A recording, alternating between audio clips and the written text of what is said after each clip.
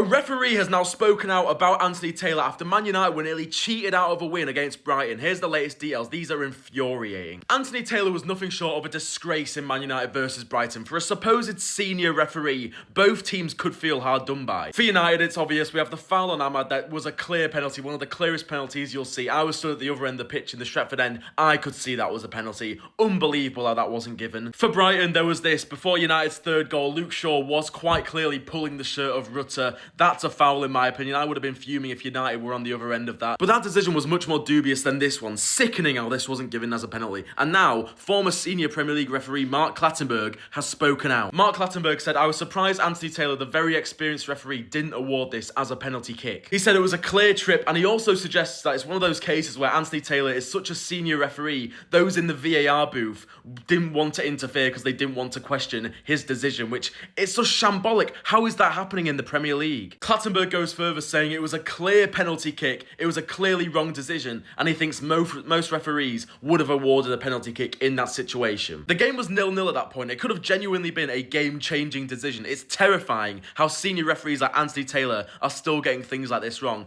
Even more so that people don't want to call him out on it. Shocking.